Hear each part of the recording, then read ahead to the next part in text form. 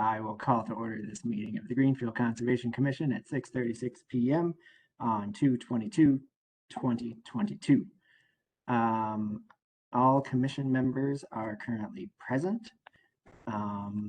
A note that this meeting is being held virtually, and if any technical interruption occurs and the meeting suddenly ends, we will not be resuming tonight, and all items will automatically be continued at the next scheduled meeting. And as everyone just heard, this meeting is being recorded. And if anyone else is recording the meeting, you are required to let me know at this time or when you begin recording. I do not hear anyone recording. So the first item on the agenda is approval of minutes.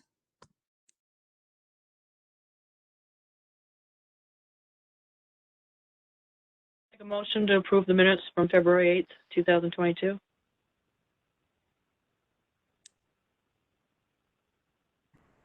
Motion by Erica. Do we have a second? Second. All right, seconded by Rachel. Any further discussion on the minutes? No, but Travis, I just wanted to tell the other commissioners that I'll be abstaining from votes tonight just because I still have a waiting period before I can get sworn in again. I just went today and found that out, so don't expect seconds from me. Okay.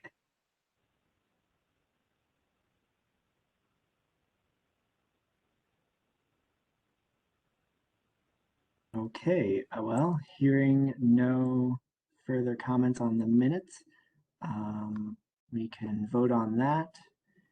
Is there anyone opposed to approving the minutes? Anyone abstaining from voting on the minutes?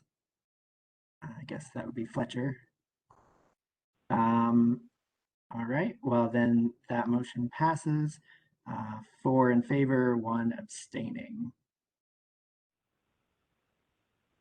So the next item on the agenda is, let me open this up again. Public meeting, request for determination of applicability, proposed building addition, parking, and circulation revisions at 184 Shelburne Road, map 45, lot 22. And do we have someone here for that project? Yes. So I'm Jeff Squire with the Berkshire Design Group here on behalf of the Patels at who are the owners of the Hampton Inn at the 184 Shelburne Road site. So here on their behalf, if I've got screen sharing abilities, I can take you through just sort of the project real quick. But essentially, this is a request for determination of applicability to see if the filing of a notice of intent is required for the proposed project. And again, I can take you through, let's see, share my, again, I am, oops, that's not what I wanted here. Sorry, sharing worked. We're just I am new to this as well, so bear with me here. Does everybody see this? The cover of our plan sheet. Okay, great. Yes. So just to orient everybody, and I threw in a couple of aerials here to help explain the site. But again, this is the Hampton Inn site. Shelburne Road comes down and dead ends here. The Tractor Supply, the outdoor stores across the street. There's a single family residence tucked into the corner here. You can see in amongst all the other development, the 91 off ramp and the rotary can be seen in the lower part of this photo. And the resource areas that get triggered with this project primarily have to do with Riverfront. There's a couple sections of, or there's a section of Wheeler Brook that is between culverts. So it comes out of the culvert in this location in the photo, if you can see, which is right here. It daylights, sort of runs across this portion of the site and then enters the culverts out on the southeast corner, or southeast corner, and exit in that direction. And so there's riverfront area that applies within that section of daylighted stream. The entire site is within the 200-foot riverfront area right now. And just a couple of images of the existing site. This is looking in the upper left-hand corner, in from Shelburne Falls Road to the existing parking lot. The end of the hotel can be seen here. This parking lot. Again, over here, looking in the other direction from that parking lot out toward the single-family residence, which sits at the end of this photo. This is another longer image of that parking lot. The stream, the daylighted portion of the stream, is just on the other side of this chain link fence, 100 feet beyond sort of where my cursor is. And then this is the single family residence viewable from, or is viewed from Shelburne Falls Road that's next door, just to orient everybody and give you a sense of the existing site. And so the project includes, in addition to the existing hotel, it would match, really in character and just be an addition with some additional rooms. It's three floors, 4 floors now. I forget, but it's, we would be removing a portion, modifying a portion of this existing parking area here to make room for the addition. This parking area, obviously in the upper right-hand corner, over in this direction, would get modified and be combined with a larger parking project that would encompass the smaller property next door, which they just acquired at 192 Shelburne Falls Road. And so we're currently going through a permitting process with the planning board for this project, which does entail, full stormwater compliance and stormwater management report. So all of those provisions will be included with the application to the planning board. Real quickly, there will be a detention system subsurface below this parking lot that will connect to the existing system, which really can be seen here. There's a large stormwater treatment chamber in this location before it leaves the site. We'll have an additional one up here to capture, not only the new parking area, but also try to treat a little bit more from the existing to the extent that we can. But all that will be included with the stormwater management permit that's going to be submitted. Just in terms of, oops, I'm sorry. In terms of, sorry, my mouse doesn't want to work here. There we go. Impervious areas, there's a table that we provided. Oh, geez, I'm sorry. Here we are. Okay, so looking at the inner and outer riparian zones, currently there's 1,180 square feet of impervious area, which includes parking lot and building. Under the proposed condition, we reduced that down to 985. The outer 200 does increase a couple hundred square feet from 9,900 to just over 10,000. Again, not a huge increase overall, and really we're proposing an improvement over the existing condition. All of the plantings out around the building will be,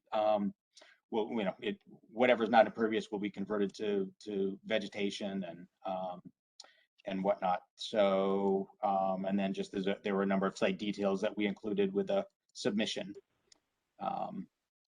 But so that's, I think that's the gist of the presentation. I'd be happy to answer any questions or provide some additional comment if necessary. Yeah, I have a quick question on the plan there. When you said that the stormwater from that extra parking lot to the above the plant, I don't know which way that is, north, west, I guess. Yes, it's actually west, right? West, yeah. You said that will come down before it leaves the site. Does it discharge into the stream down there?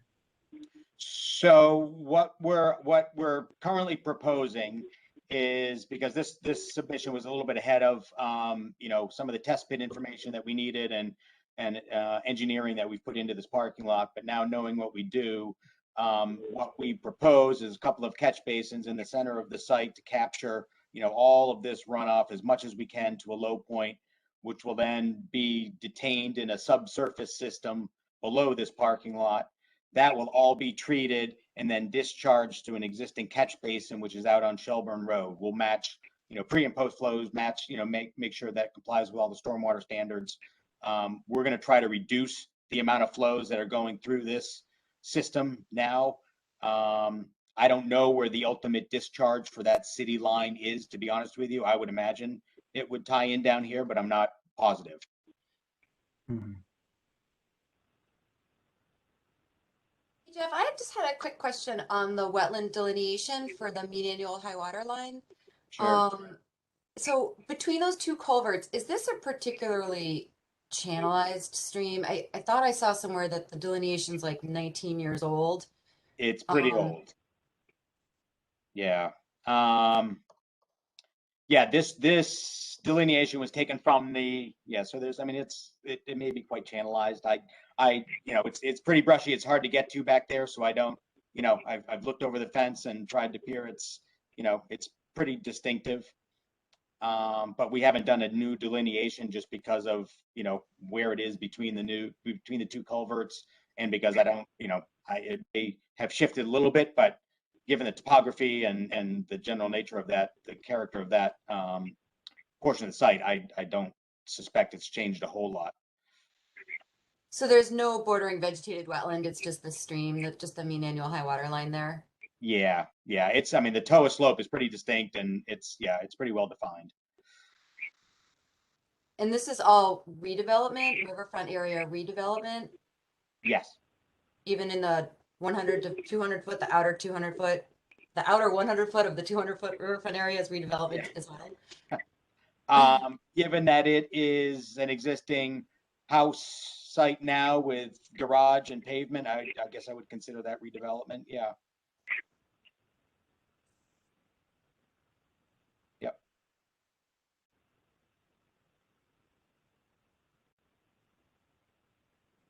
Just to follow up on your question, Kristen, I took a quick look today, and it's definitely a pretty drastic bank. And then it's sort of like more or less upland near almost level with the parking lot, but there is some BBW little bits where it does flatten out before it goes up to the bank, closer to the culvert. Yeah, where Jeff is showing us there.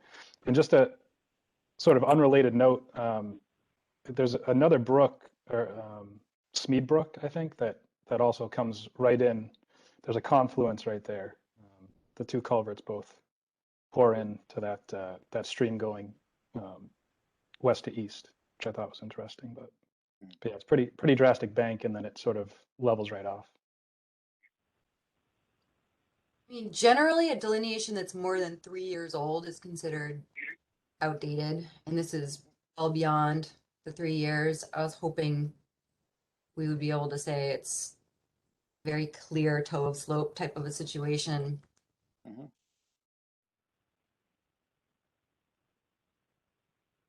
Yeah, I think from at least our perspective, I think it's fairly evident in the field where that the base of the toe of slope is, and regardless of if it changed a little bit, a couple of feet in either direction, this entire project is still within that 200 foot. It really doesn't change, I guess, the overall request, but I understand your point.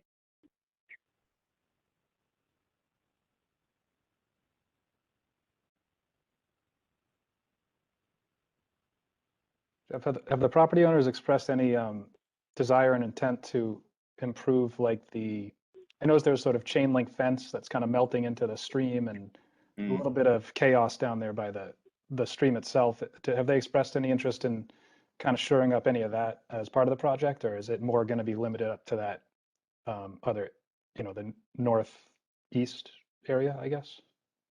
Yeah, I mean, I don't think I would. I mean, most of the effort is certainly being expended up in this portion of the site, but given the scope of the project and what's being done, personally, I don't view that as a big ask, and would be a small compromise given the proximity of the wetlands, and just so we can certainly look at what that would entail, and see if that's a possibility. Sure.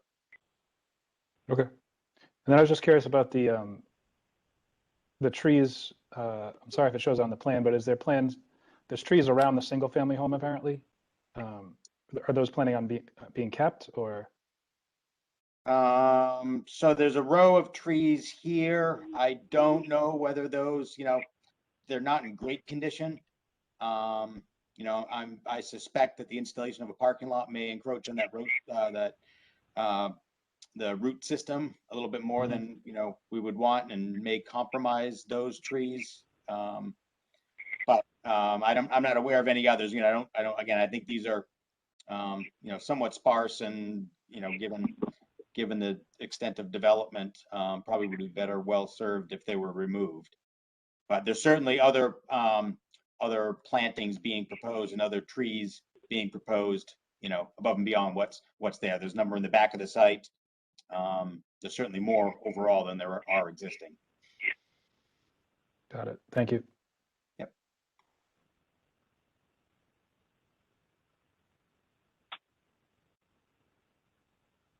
And then you said in the letter, there's no bordering land subject to flooding. There's no BLSF associated No. with this lot? No.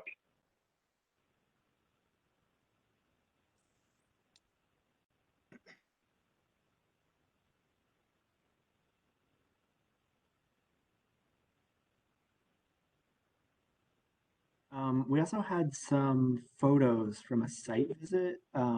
Mitch, would you be able to share those and walk us through those? Sure.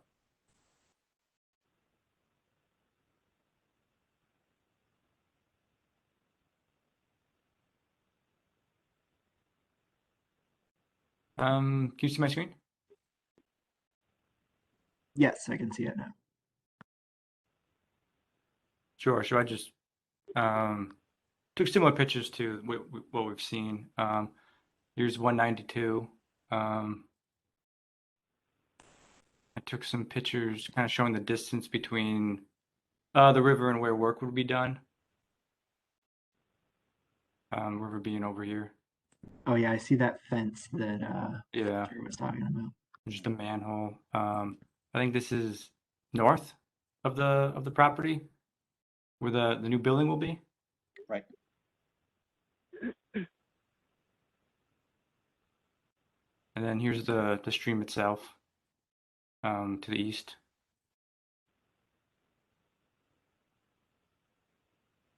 Here's it through the fence. And then I think these two are the stream from the south. And then kind of the western portion of the work area.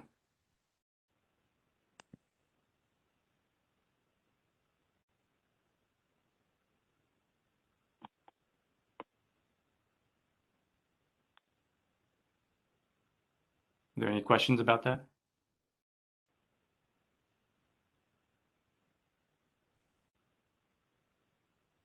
Doesn't seem like it. Okay, Thanks. no problem.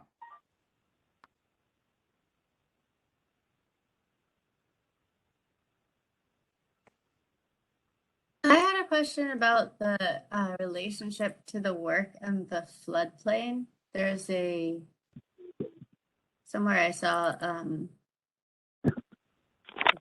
that had the floodplain on it, but it wasn't really, didn't have enough detail to see where that FEMA flood line actually crosses the property and the built environment. I threw a fermet in there and I don't have the property line, so I don't know where exactly the property is. It's just like the floodplain associated with Wheeler Brook and Smead Brook. I just threw it in the Google Drive, if that's what you mean, Rachel. Yeah, I think so, yeah. I just Do you threw have- it in there 10 minutes ago. Flood information, Jeff? I did look at it. Yeah, I mean, I'm not sure if there's some discrepancies. I mean, I know from the hotel's perspective, they certainly wouldn't be allowed to build in the floodplain. So I don't know whether they've got a elevation certificate or something, but I know as working through various projects with, hotels like this, that's certainly part of their due diligence. So there may be some anomaly. I can certainly look into it, but I am pretty confident they wouldn't you know, that the chain wouldn't allow, you know, them to build in the floodplain if it was identified as floodplain. And we're certainly not going below the existing elevation. So I mean, I could certainly follow up, but I would, yeah, I'd be hard pressed to think that this would be in there. I'm wondering if the concern is just that if the mean high water or 100-year flood or whatever is pushed further, if it's a wider area, then the buffer would be maybe further back. Is that concern or? The flood storage capacity, so if you're increasing impervious surface area and changing any stormwater discharge volumes, the flood storage capacity could be a factor. Got it.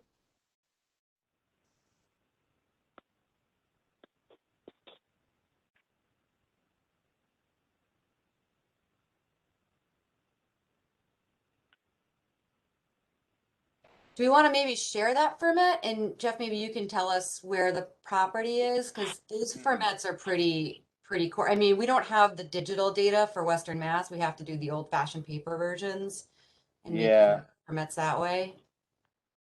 And I was just, as I'm listening to you here, I was gonna go to the Mass Mapper website, from Mass GIS, because I think they have that same data, and it may be easier to understand where we are in relationship to the flood zone.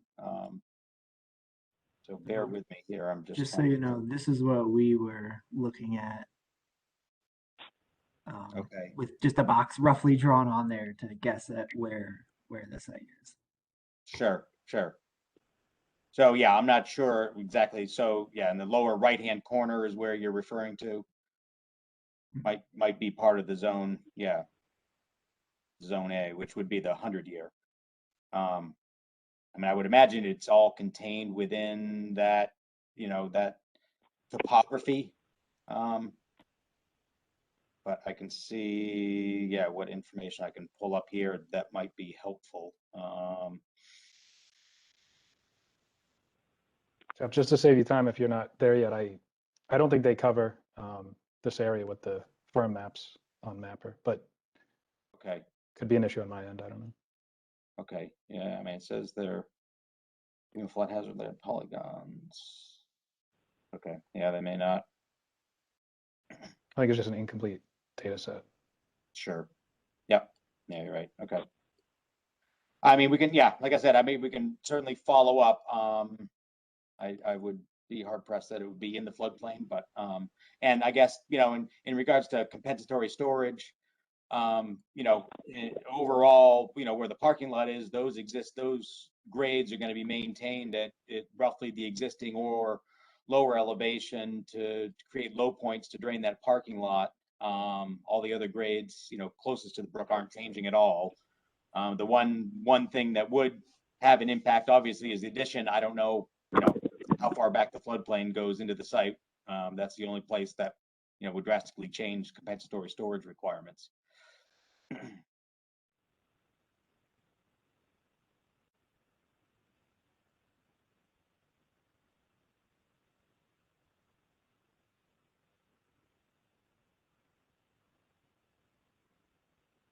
So this is sort of more big picture stuff, but as I was like looking at this project before the meeting, to me it seems like the textbook example of redevelopment within a previously developed riverfront area, which would, you know, if an NOI was required, there could be, you know, it could be done through this redevelopment, which is, you know, doesn't have all the strict language of a normal NOI, and basically it would just have to improve over existing conditions. So it kind of sounds like what we've been talking about is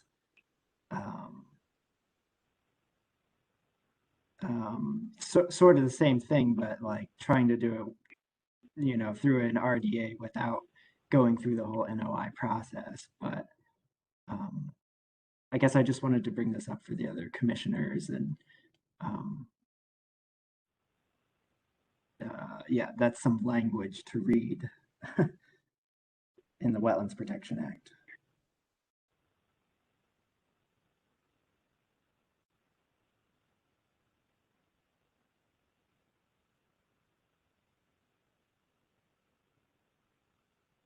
Does anyone have any further questions for Jeff at this time?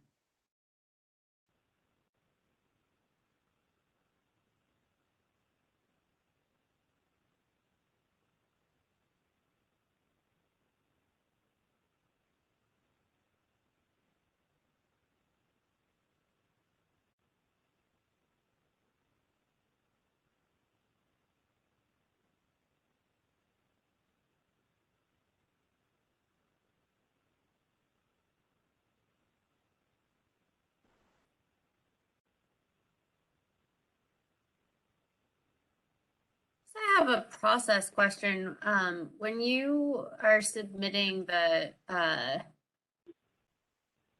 stormwater report to the planning board as part of your application, do we sort of receive a copy of that? Like are we required to review any of that? In terms of like, is there like a NIPD's, does NIPD's apply to this project?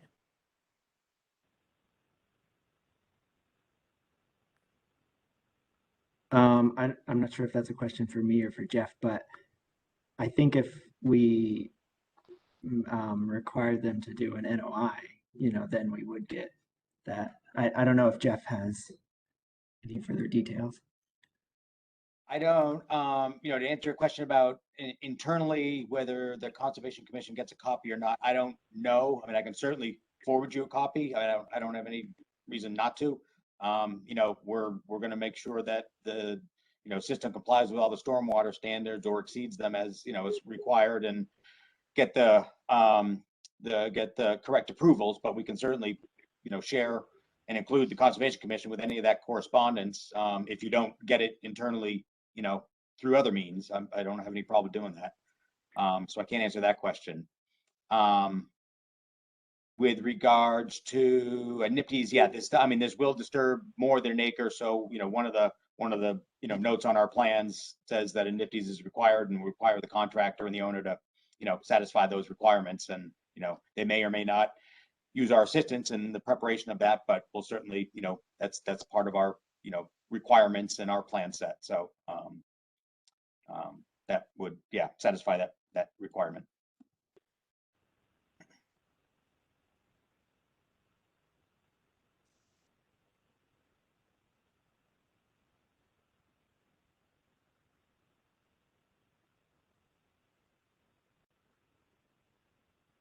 And just a reminder, we could, if we did issue a negative determination, there could be conditions that we could apply to it as well.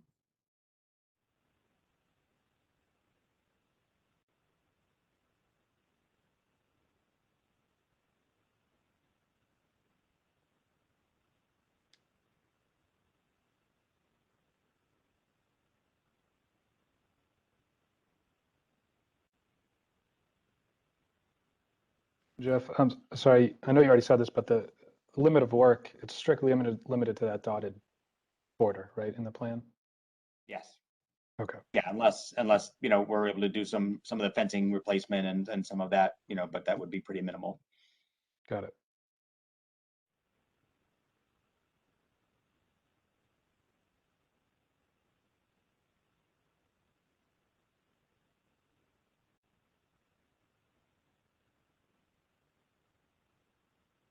If this were to be a negative determination, what would it even be? I'm looking at the form.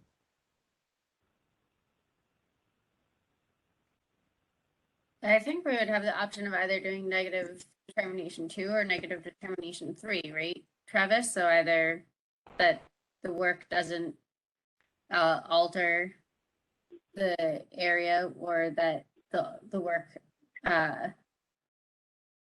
doesn't alter the area protected, and but falls under following conditions. And then we can list conditions. Yeah.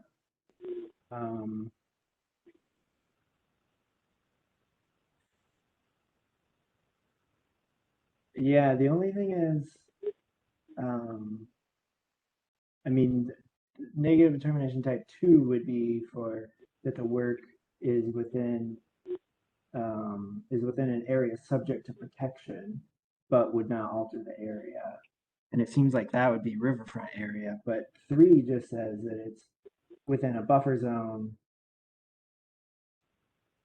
But oh, I guess then it says, but will not alter an area subject to protection. I don't know.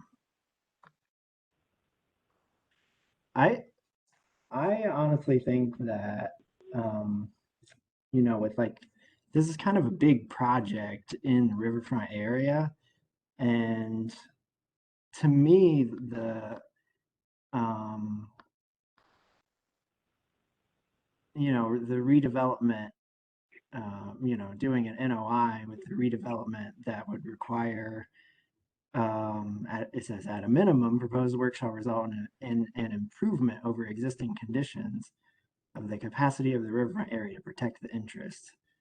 So, that could mean maybe slightly more pervious area within riverfront area. I mean, it kind of seems like that's what we should be requiring, I think. I mean, the I plan as it agree. is right now is adding more impervious surface. I'd like to see how the project's going to meet the performance standards. And I haven't seen that described in the RDA cover letter. And I think that would make us feel more comfortable. And also maybe seeing the BLSF limit. If it's an elevation line, I think, that would be good to show on the plans too. Because that might be a whole new jurisdictional resource area that we're not thinking about right now. So I can certainly share some information with the bordering land subject to flooding. Like I said, I highly doubt it is, but we can certainly share that information. With respect to the redevelopment piece, yeah, I mean, we can certainly go through that whole process, and we've been through that many times. Typically the standard comes down to a reduction in degraded area closest to the river and toward the outer edges of the riverfront area. And so in this case, we've demonstrated that, at least through the impervious calculations, that we've reduced the amount of impervious area within the riverfront, within the inner riparian zone. There's a couple 100 square feet in the outer. Majority of that is covered by, parking and building structure now. And then, we'd have to demonstrate that it's not going to have any wildlife impacts, any other impacts to resource areas. And then it comes down to stormwater compliance. And, again, the stormwater compliance piece will certainly be taken care of through the stormwater permit, which is going to be filed concurrently with a planning board permit. So we could, speak to the owners about, retaining our services to go through the whole NOI process. And I certainly respect the board's or the commission's decision to request it. I don't think it's going to change the outcome of, the proposal in terms of an improvement over the existing conditions, at least as far as the riverfront area compliance piece, redevelopment compliance applies.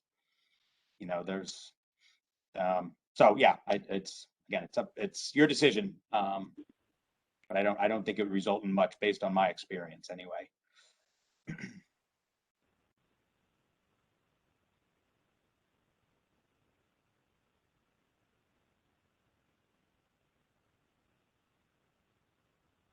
So Kristen, were you asking if Jeff would be able to get more information and come back at another meeting to talk about this RDA? Is that what you were requesting? I didn't know if you were asking that or if you had more information right now. I don't have any more information. I was just curious about whether there is any BLSF on site. And if there's an elevation or a line, and if it's relevant to the project at all.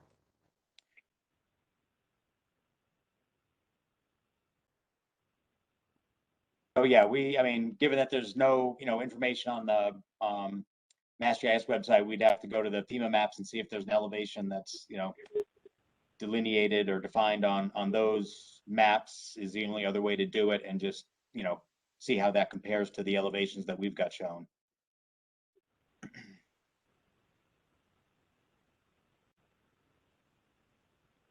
I think the lowest portion of this site, at least according to these drawings, is around 171.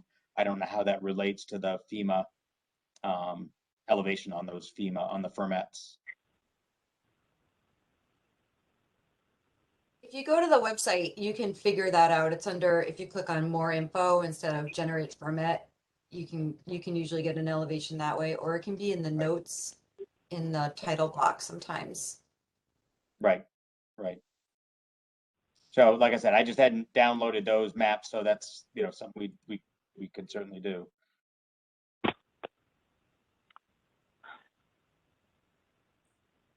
And just a reminder to the commission that the other request was a positive determination confirming the delineations of the wetland resource areas. Or, I mean, I guess not wetlands, right? It was resource areas.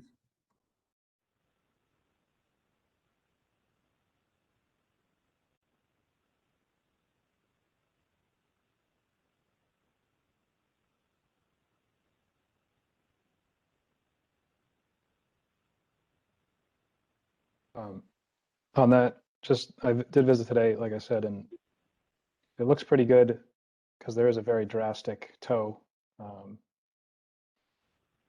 along the, I'll just say the right side of the plan, below the parking lot there, but and it does give some space to where there is some BVW there in the bottom left of the plan. But those flags along the sort of stemming off the culvert, that area is a little messy, and I did notice 2 large trees, well, 1 large tree and 1 medium tree were cut down recently in that area. Soil was very wet. Lots of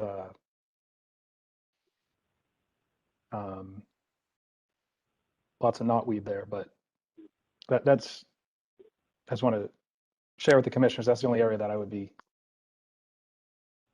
maybe slightly concerned about having changed a bit, given the high sort of velocity of water going through there. But I can. Are you talking about the area where you just were? Down, yep. Yeah, in that area. Okay. Yep. So right at the sort of illustrated tree line there, there was a very large stump right there that had been cut very recently, and a slightly smaller one just to the south. And the soil was pretty wet there. But yeah, you can see the flags are pretty tight up against the stream, and I don't know how accurate that is there, but that's purely speculation.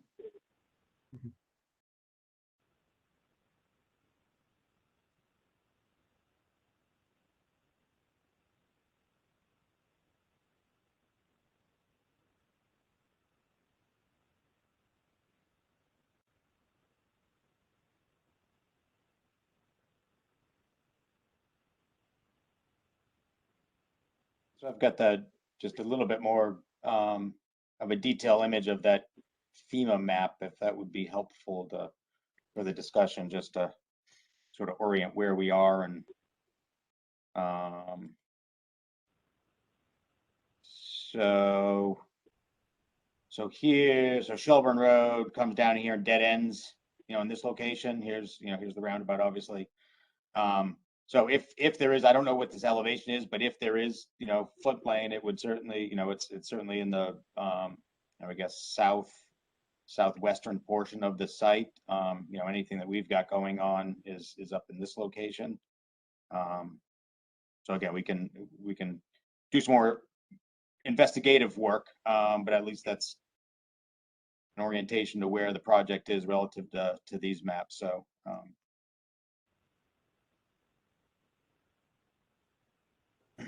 Yeah, and that's the area I was you were just right. questioning there. Yeah. Yep.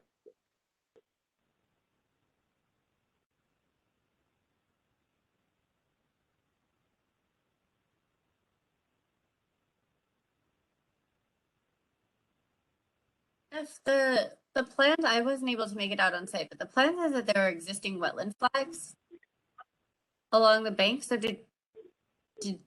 are those flags that have existed there for 17 years, or did you just reflag points like from a survey? How did those flags get to the top of the bank if there hasn't been a recent delineation? So if there's any flags out there, there are some of the original flags, at least as far as we know. We haven't redelineated it.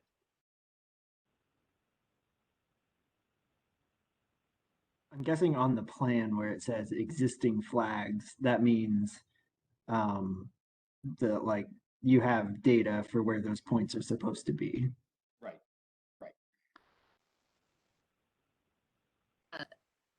Fletcher or Mitchell, are there somebody who's out on site? Are any of those points visibly flagged? Yeah, there are flags there. I'm not sure when, but Really yeah, impressive. yeah. I saw a Purple couple flags. I saw a couple sort of orange flagging at a couple extremes, but I guess I didn't get down enough to see any sort of like a line of flagging along the top of bank or anything that wasn't apparent from where I was looking. But it looks like maybe there's a few that have either somehow remained or maybe were reflagged or something when the other ones were dying off. But maybe Mitchell has better info there. No, that sounds about right.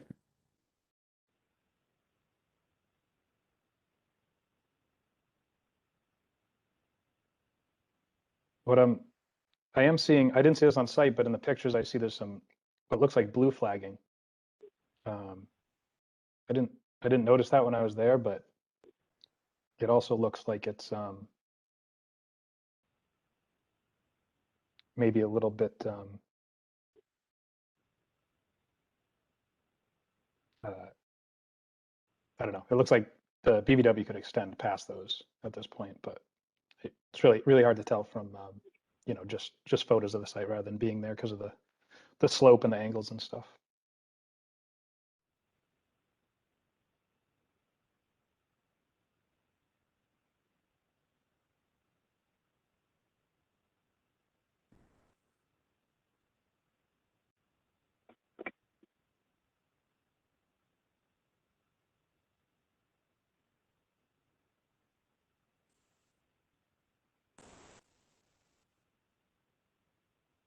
But just to add to some of the discussion, I'm pretty torn on the NOI versus RDA topic, just because it's a pretty significant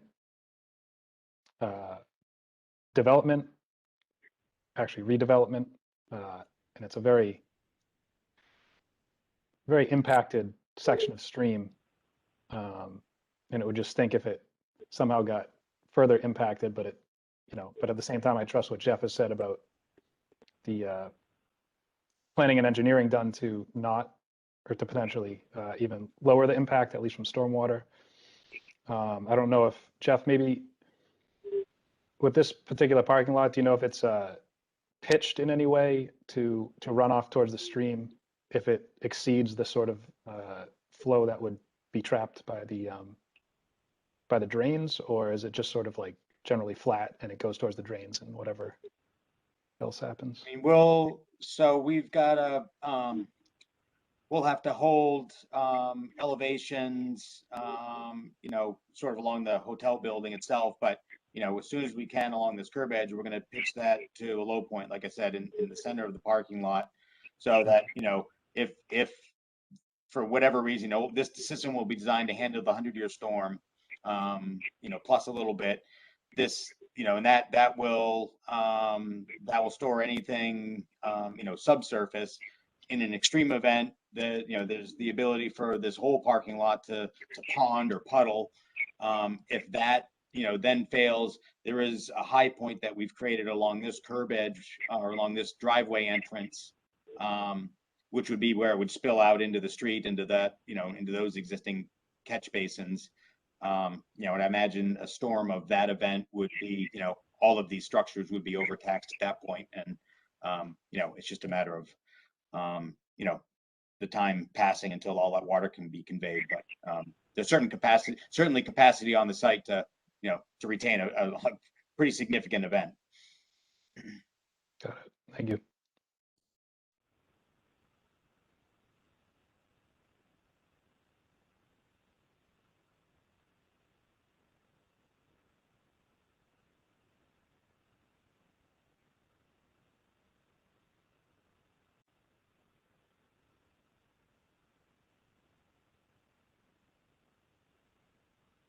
Does anyone have any further questions for Jeff, or would anyone like to make any motions or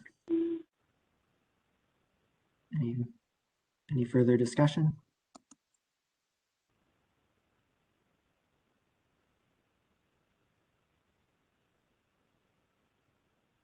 I guess it would be good to, I mean, it sounds like the benefits for us of having an NOI is the addition of some more information in the stormwater report. And if the stormwater report is being filled out, what would the difference be for us between the full NOI process, where we would be able to consider the stormwater report, or a condition that, that required us to review the stormwater report? And I guess the other things that I would be concerned about, that I would want to see be able to consider either in an NOI application or in the inclusion of some conditions, would be a planting plan that use native plants, which this one is not entirely native plants, and a replacement ratio for any trees that are being cut down of a minimum of 1:1. I think one of the ways that we would be able to do that with an NOI would be to really look at the impacts in the outer 200-foot riverfront area, and try and mitigate those more intentionally with the improvements to the habitat and to the impervious surface within the interior buffer. So essentially what you're talking about, you've done impervious surface switching, so less in the interior and a little bit more in the exterior, but haven't really shown that there's any other real improvements to the site. And the planting plan isn't a native planting plan.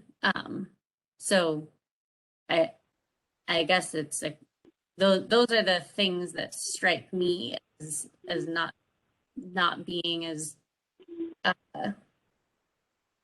guess as good as an improvement as they could be in this plan. And I think it's a question for the commission whether we think that we can,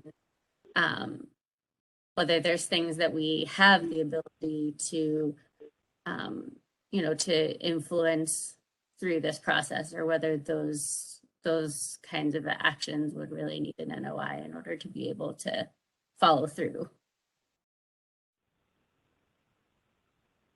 Given that, oh, go ahead, Travis. Oh, just real quick, I was just going to say also, I mean, this plan does overall increase impervious surface in the riverfront area, which is, a resource area. So it is on the, outside 100 feet, but it is still increasing the amount of impervious area. Not by much, but still, that's, to be honest, I am leaning towards the NOI for redevelopment within a developed riverfront area, because it would give us the ability to go through more of these, the planting plan and making sure that then it would be required that there shall be an improvement over existing conditions to protect the interests, of the riverfront area. And do we think that like a negative determination with conditions, is it more a case of we don't have the necessary info to establish those conditions in a way that would be as comprehensive as with the NOI process? I'm just wondering if we could potentially achieve the same thing that way or not, by basically asking Jeff and everybody else for a little more detailed information on stormwater and plantings, and then maybe doing a site visit and sort of issuing conditions after that. I'm just trying to think if the NOI process gives us more, certainly gives us, formalizes everything more, but does it give us, could we achieve the same thing through a negative determination with conditions? Or is that just sort of leaving it up? Is it that just too informal, I guess?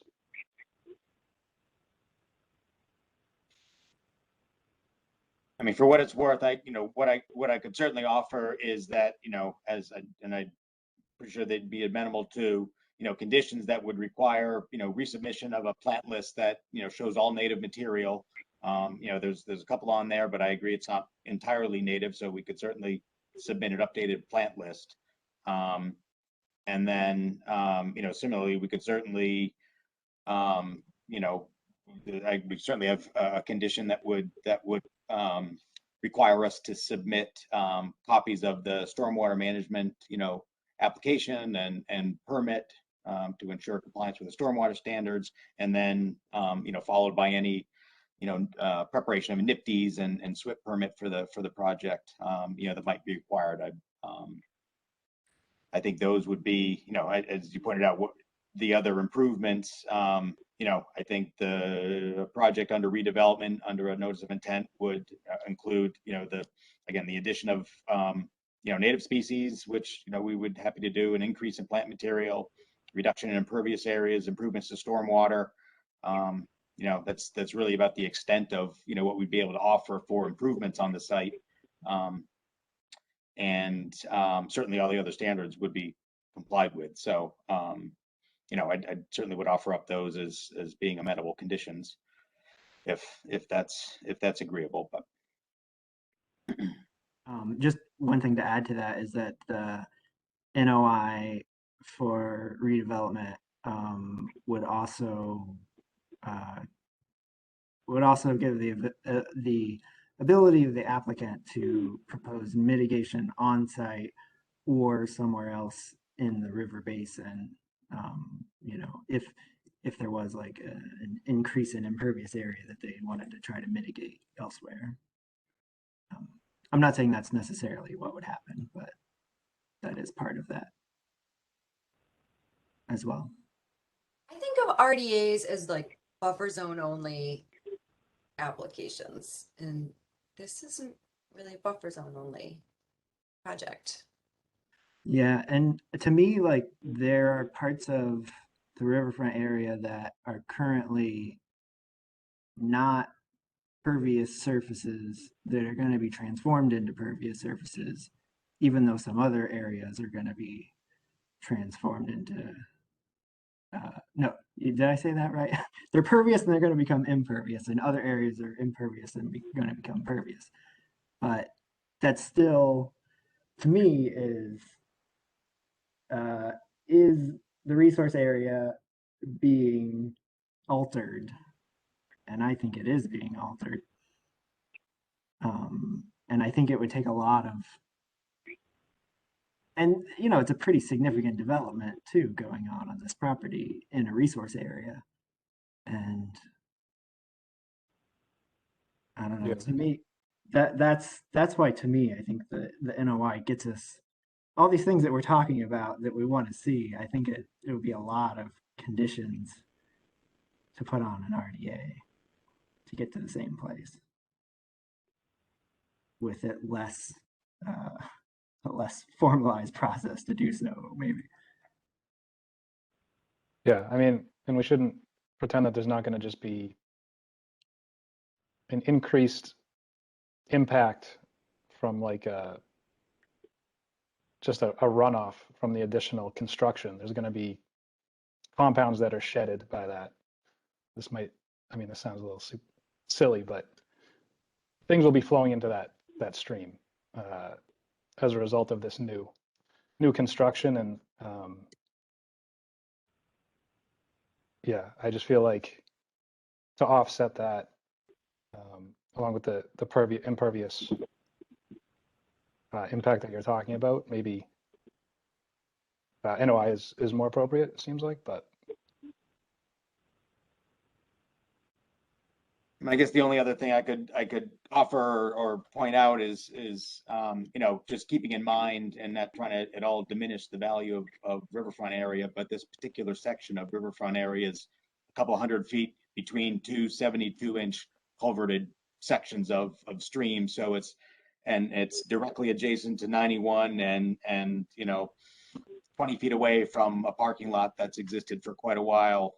So in terms of overall, you know, value, yes, it does have value. I don't think this project is, you know, going to impact anything that, you know, occurs, you know, any further toward the riverfront area, certainly.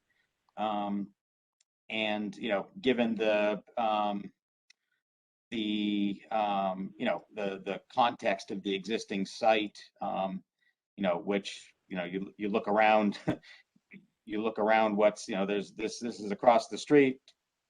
There's the Days Inn that, you know, consumes everything else around it. The 99 restaurant is down in this corner. You know, Wheeler Brook goes under all of this. Daylight's here, runs for a little section and then gets, you know, run into a culvert again.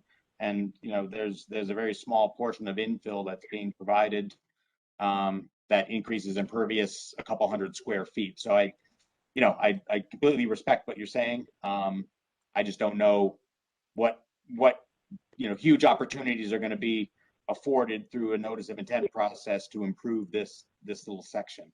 You know, I think it's not to say that you know, like I said, that we can't agree to you know, everything else that we've talked about earlier. I just don't know you know, if there's that much more that we'll be able to offer, really. Well, I mean, just going on site, I mean, like you said, that it's a small bit of edge habitat there next to the stream that isn't developed, but it's very degraded. And I think there's probably a lot of things that could be done to improve that small section. And that's, you know, hundreds of square feet. Oh, sorry, go ahead. Well, I was just gonna say, I mean, the other thing to point out is that most of that is not even their property. It's state highway. Their property line runs right along the back of this parking lot. So all of this area, you know, any of this, you know, land that's down gradient and toward the stream is all part of the you know, Mass Highway Department, the state of Massachusetts. On the southern edge, though, there is property that extends down. Sure, Right. but this is outside of, you know, this is well outside of the scope of, you know, where this project occurs. And yeah, so this end here. Yep. I think though it's that, you know, Jeff, we're what- sort of bound by the Wetlands Protection Act regulations, right? I mean, we can't overrule that, can we, as a commission? No, I mean, I think the request was that, yes, this project occurs within resource areas. We certainly acknowledge that, but the justification was that the improvements that are being made and those that we discussed, and, you know, ones that I think that we'd be, you know, willing to you know, have as conditions, certainly demonstrate some improvements, and they, you know, they wouldn't have a negative impact on those resource areas. was the request. So it's not that we're trying to skirt the regulations. It's, you know, certainly, and I think this was really done at the, you know, honestly at the advice of the city in terms of process. So we were really just following their lead and how to proceed. So that was really what brought us here. But I agreed that an RDA seemed like an appropriate, you know, avenue to consider. Jeff, I'm just noticing when we zoom into that area that the property lines there are labeled assumed property lines. Was there not a plot plan or a survey done to verify those? So the existing condition survey we utilized was, you know, for the larger portion of the site was the original survey done by SVE. I'm not sure, you know, I'd have to go back and look at their property lines, but I know they were meets and bounds, you know, for their overall property. I'd have to look and see if they're on here. I can look and yeah, I have to go research. I don't, you know, I know we've done some research and tied them into survey that we did at the 192 site, and there weren't any, you know, discrepancies. You know, they show up similarly in the assessor's information.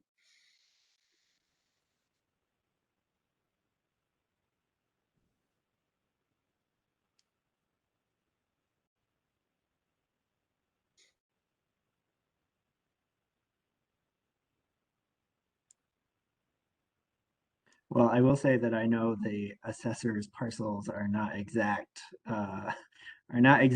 property lines because my house in Greenfield, the property lines aren't exactly what the assessor's parcel looks like.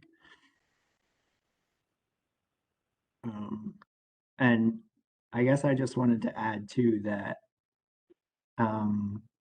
because this stream comes out of a culvert and goes into a culvert again, I feel like that's why it's even more important that if there can be improvements made, you know, like maybe we can improve it while it's in each of those culverts, but I don't know. And you know, if each of those other businesses around the stream have projects as well, and each one of them can improve a little bit, you know, that's kind of I think that's the goal of the redevelopment is like, if you can chip away little improvements here and there, eventually it might add up to something.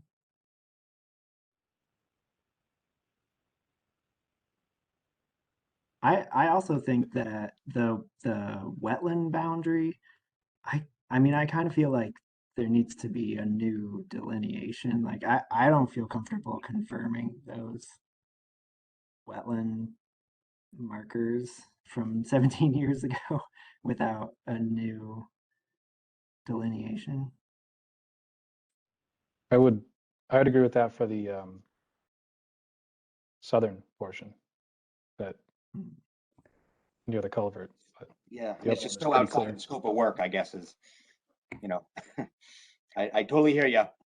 It's just, I don't honestly think it's gonna change anything at all.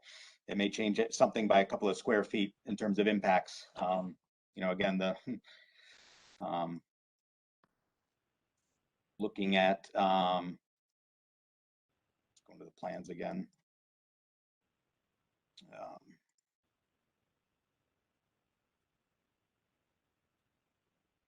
So, you know, just in terms of, you know, work that occurs within the inner 100, it is limited to this, you know, small piece of real estate right here, which is all existing parking lot right now.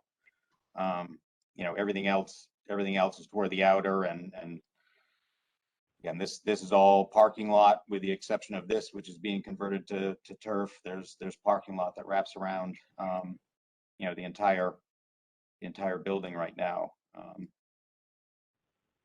You know, all the way up into the corner. So. I think the problem for me though is that if we confirm that those are the wetland boundaries, and then if if there happened to be another project like in a year at the, you know, southern end of the property where those wetlands are maybe not exactly accurate, then we've already confirmed that those boundaries are accurate when maybe they aren't. And that might put something in a buffer or out of a buffer that maybe it should be in a buffer. Like if we're being asked to approve, for the entire site. Well, I mean, that would trigger a new application, I would presume, if there's, another project proposed here. I suppose, yeah. I don't think, I mean, that would just, all we would be approving is the resource boundaries for this application, right? It's not like we would be approving them for 3 years or for any amount of time moving forward for a different project. I don't know. I guess I thought that it was approved for 3 years if we approve it. Is that I may not have that right. I personally assume project specific, but could be right.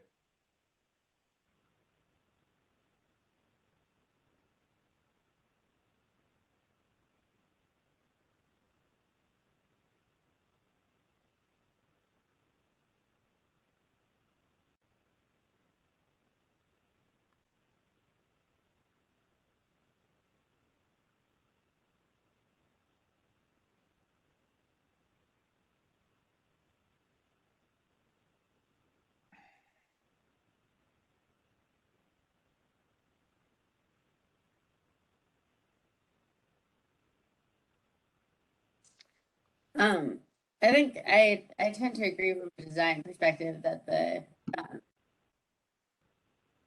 when you zoom out, the overall impact is going to be, is fairly negligible. But I think that you're right in terms of the conditions, like, would be significant. And I don't like setting a precedent for accepting a 17-year-old delineation. We've had issues before where developers have gone on the assumption that out of date delineations can just be acted on without even coming before the commission, and that's been something that we've seen repeated, and it doesn't set a good precedent.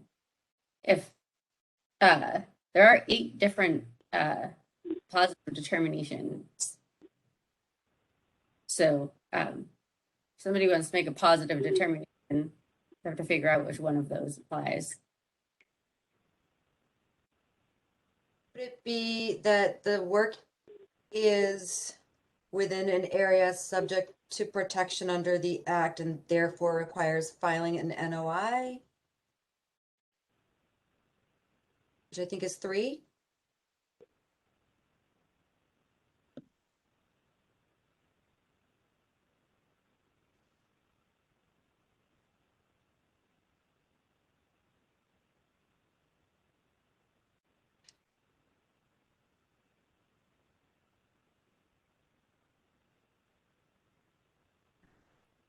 One. Described.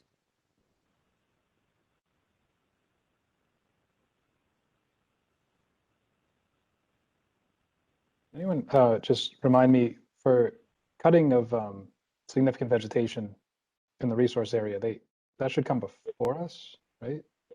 Like trees, large trees, for example.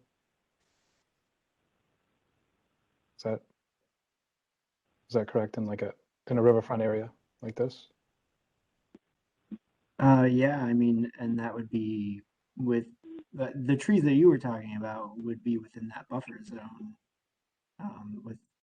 within the buffer zone too. So, Right.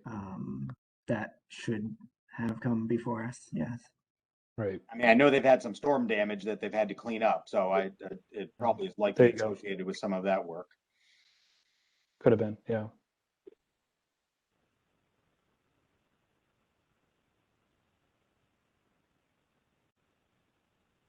I guess the only other thing I might say, and in the applicant's defense, is that if all of what you have talked about, potentially considering tonight with an NOI and a new delineation, is likely going to put this on the shelf for at least 3 months because nobody is doing delineations right now because of the time of the year. It's certainly not going to get anybody on Friday. It's going to take us a month at least to get our survey crew out there and get all of that information picked up if we can do that in a month.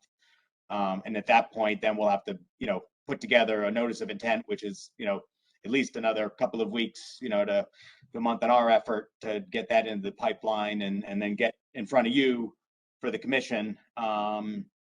I know is going to pose a challenge with the applicants because they are trying to break ground, sometime this spring season and still have all the architectural work to do because, we've got, this permit and the planning board permit along with stormwater to go get. So, everybody's anxious to get going now that, now that some of the snow patches have disappeared a little bit.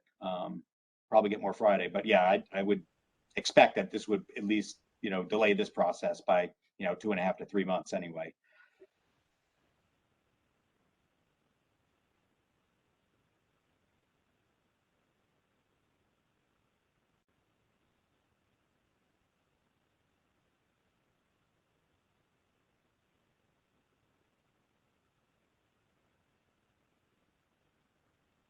Is there any more discussion or is anyone ready to make a motion?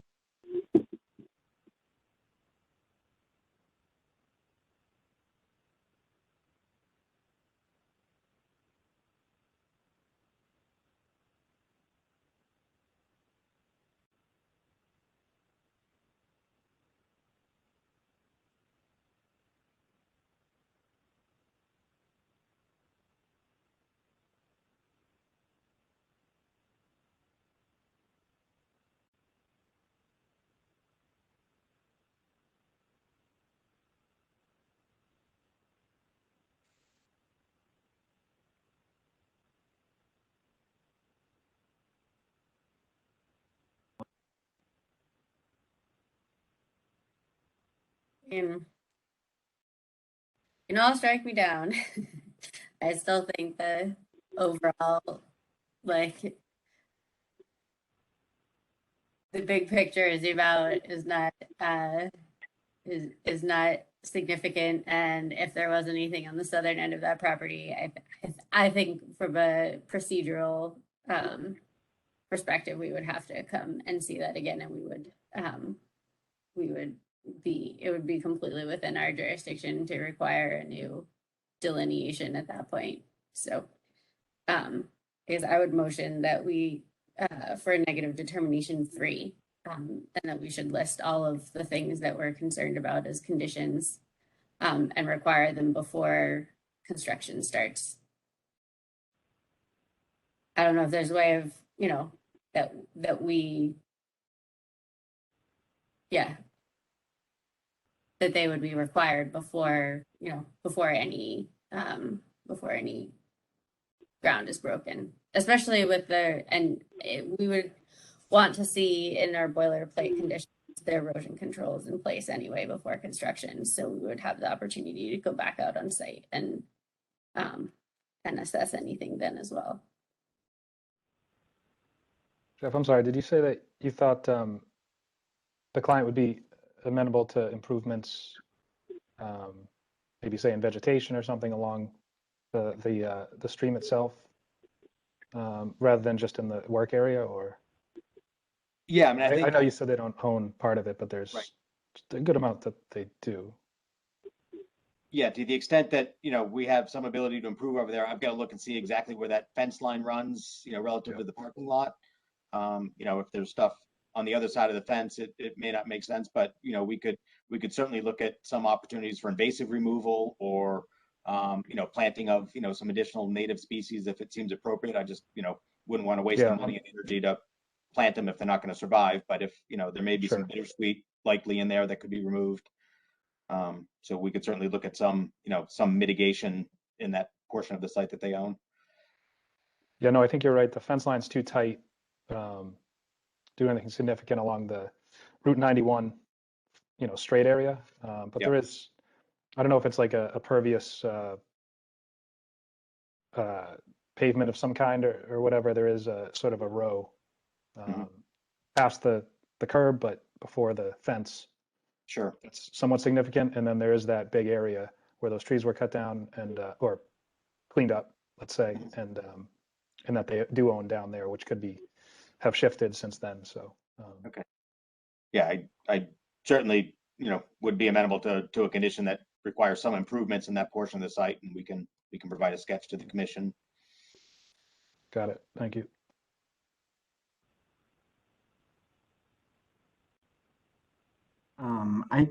I feel like with the motion, we should probably specify what we've talked about a lot of different ideas for conditions. So I feel like if we're gonna vote on a motion with conditions, maybe we should specify what those conditions would be.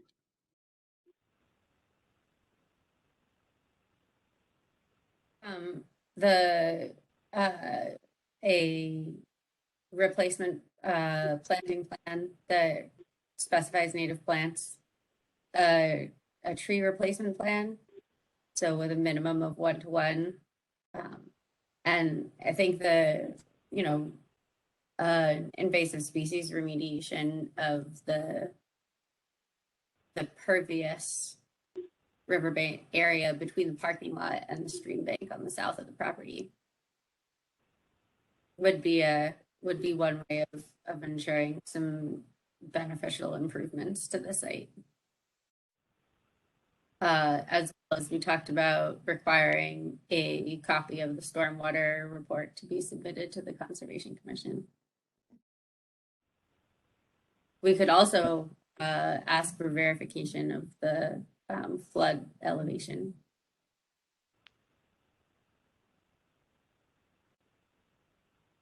And I was just going to suggest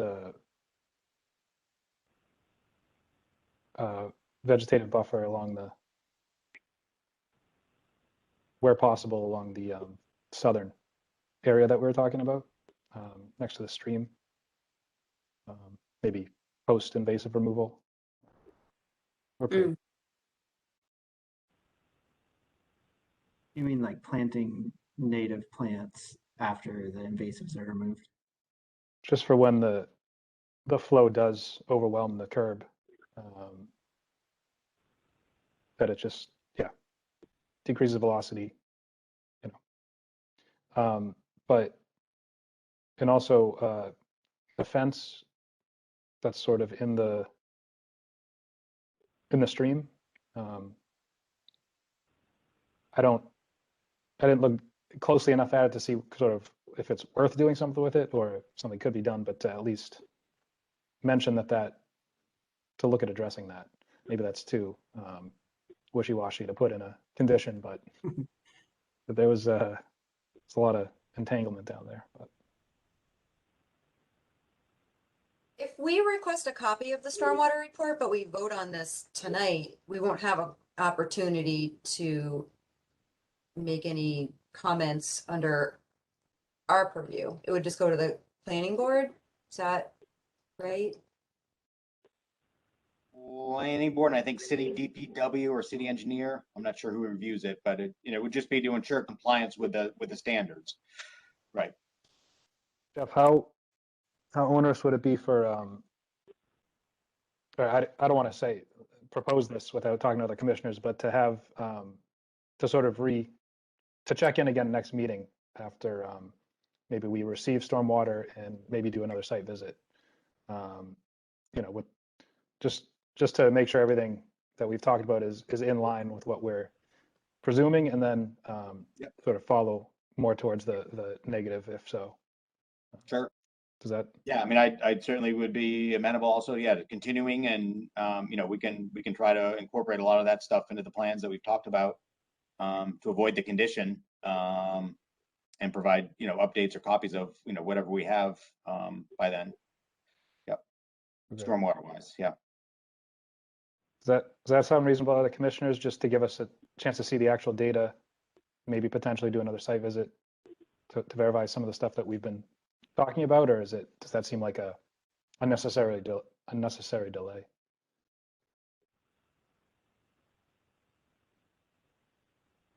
I think it makes sense. I mean, just to actually see it on paper to make sure that that's what we're all agreeing on.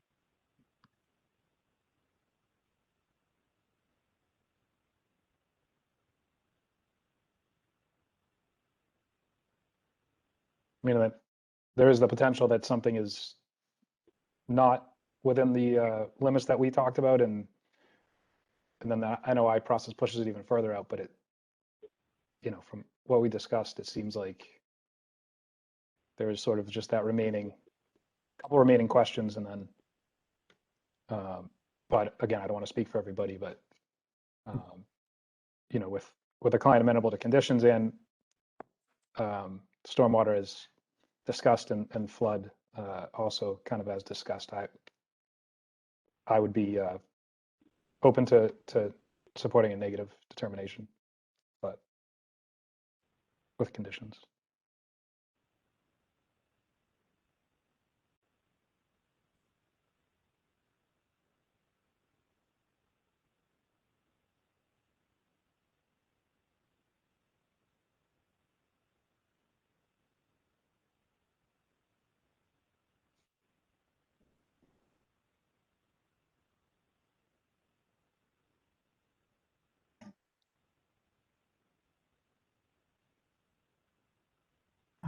Would other commissioners be open to continuing to the next meeting and possibly getting some more information? That has to be requested by the applicant, doesn't it? Yes, it does. We've also done it where we can agree to a continuance, but I mean, I would certainly propose a continuance if that's an appropriate way to do it. I guess my question was, if the applicant proposes a continuance, do the commissioners feel that would be helpful?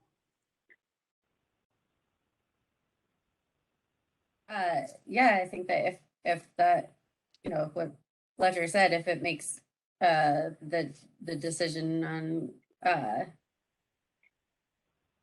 determining whether this is a negative or positive determination easier and more straightforward, then I think it makes a lot of sense to look at the floodplain information and have some of those conditions that you've already heard that we're concerned about met.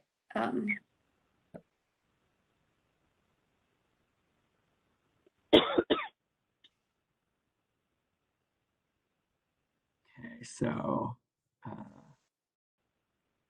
Jeff, would you like to request this to be continued? Sure, I would request that the meeting be continued to the next available hearing. And does that give you time, Jeff, the 2 weeks to? Yeah, I think, well, the only thing that, will maybe hot off the press is the stormwater report. There's a little bit of additional work that we've got to put into that, but all the other information we can certainly include. If it seems like, we missed that by a couple of days, I can certainly give you some notice and try to, just request another continuance without opening, if that works. But I think we can have everything in a couple of weeks. Okay.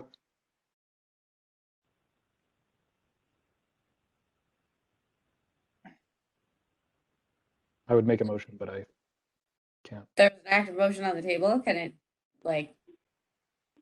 do I just change that motion there from a motion to accept the applicant's request for continuance since that wasn't on the table before?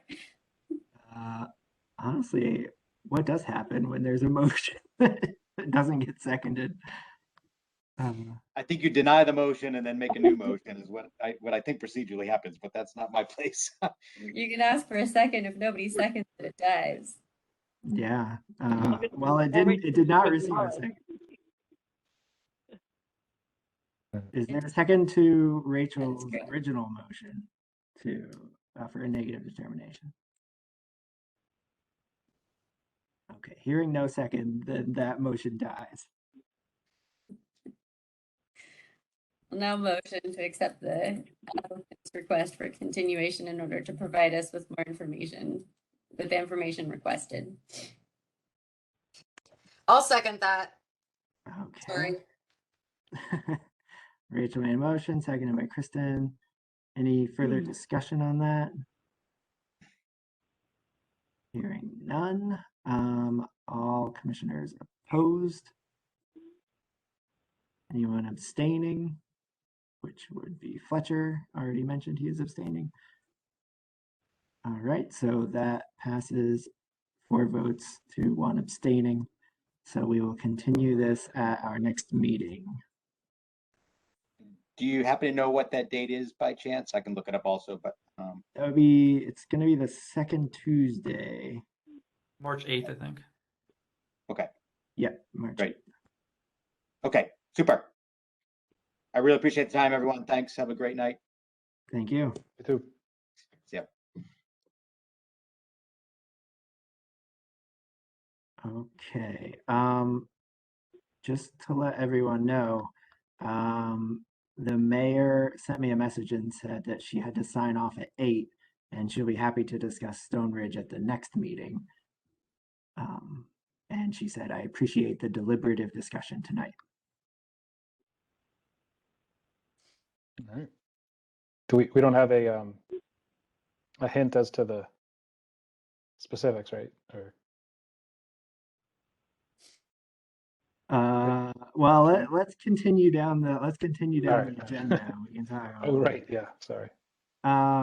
Okay, so that was our public meeting. Next on the agenda would be enforcement updates. Mitch, do you know if there are any enforcement updates? No, I don't have anything. Okay, so then we have other business, which is Mayor Wiedegartner will discuss the city's retention of the 13-acre property at Stone Ridge Lane. All I know is that before this meeting, she said she would be here to answer our questions about it. So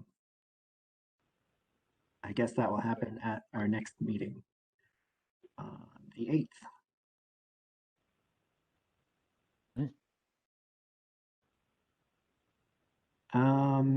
Then last on our agenda is project monitoring and site visit scheduling. Is there anything to update there, Mitch? I know Eric and I are going to 15 Greenfield Street tomorrow at 9. I think it's more of a zoning thing, but there was a wetlands there, so just wanted to mention that. Okay. Do we want to talk about? I don't know that we all have to go together, but about visiting 184 between now and next meeting, or I'm throwing a And, stream stats analysis in the folder too for that site. nice. Should be interesting with both those streams confluence in there from it's culverts. surprisingly large sub drainage area, sub watershed drainage area. It's like 2.4 square miles or something like that. So, anyways.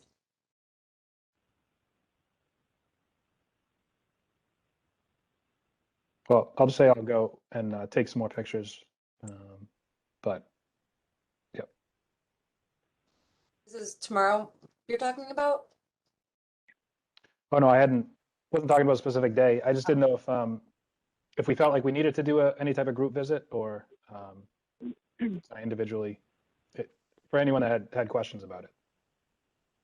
Just seeing the property line a little better now. I just want to go back and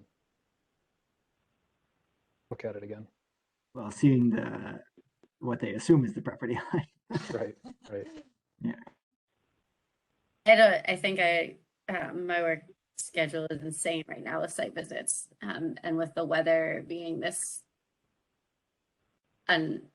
just unpredictable every day, it's really hard for me to commit to group things. So I'll make an effort to get there myself like you did before the next meeting, because I do want to see the site in person, but I don't know if I certainly wouldn't be able to make anything during the week, during business hours. Unfortunately, that's true for the site visit, Mitchell, that you just said, or or other ones probably as well. I'll have to use the weekends to try and get to anything that I can get to. Yeah. Yeah, again, I will say it's pretty straightforward there. So I don't think we're gonna Mhm. go separately and then come back with, confusion. So, but I'm open to meeting I'll be gone next weekend, but like around lunch or something if someone wanted to on one of these weekdays, but Mhm. otherwise, Okay. Yeah, I want to go see it. It's either alone or with somebody. I got back really late today, so before the meeting. Yeah. I mean, we have each other's emails, so Yeah. Are we really supposed to get snow on Friday, like Jeff was saying? yeah, Thursday, Yeah. Friday, yeah. Okay. Okay. So maybe if we wanted to see if there were BVW areas out there before Friday would be ideal, huh? Yeah. Oh God. Yeah. I'm not gonna get to it before Friday. Personally. Like I said, I'll I think I'll make it out. I'll make it out before Friday, and I'll take pictures. So at least that. Cool. Thank you. All right. Well, that was the last item on our agenda was project monitoring and site visit scheduling. So I would entertain a motion to adjourn if anyone would like to make one. I have one actually item Oh. to add to other. I suppose I Okay. missed that part of the agenda.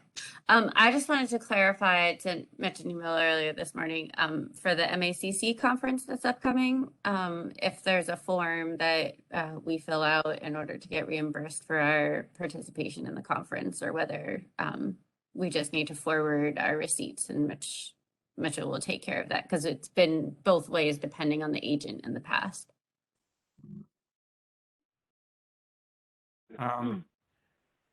Yeah, I know there's a form for me. I don't know if that's the same process for you. But other than that, I don't know. I haven't heard anything how that works. Eric would know.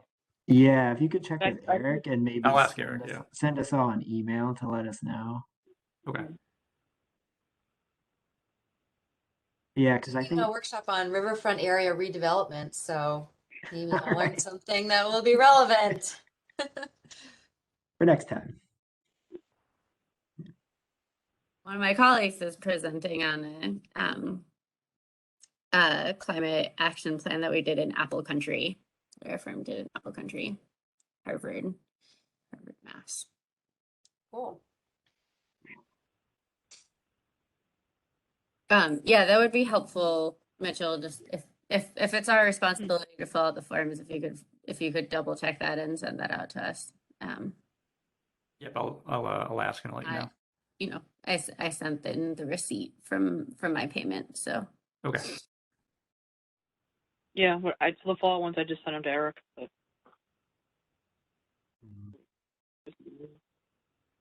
Oh, and I have one more question about those bat boxes. Where am I bringing them again? I haven't done it yet. They're in my car. I will do it this week, though, I promise. What Sanderson Avenue? What is what 20. 20? Thank you. Yep, no problem. And it's like on the second floor. What's like the office number? I think it's 203. That Okay. sounds right. It's an old elementary school. It looks like an old elementary school. I will do that this week, I promise. Sorry.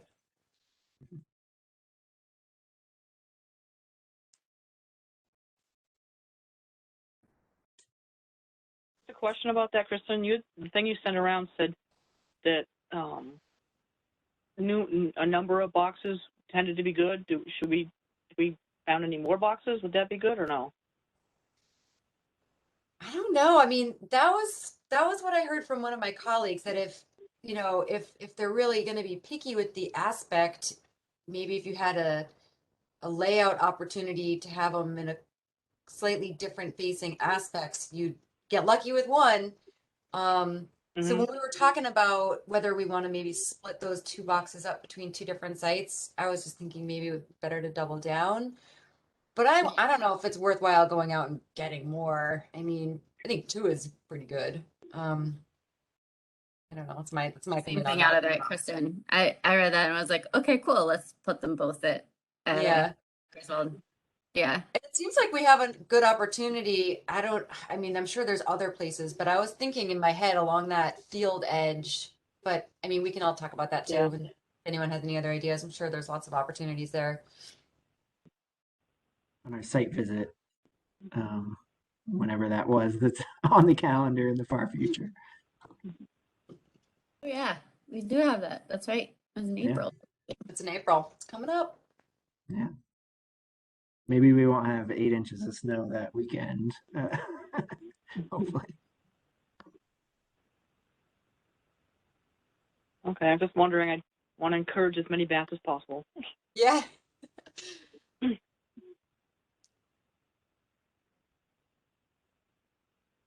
Is there any other business, or would anyone like to motion to adjourn? Motion to adjourn. I will second that motion. All right. Any further discussion? No further discussion. Anyone opposed?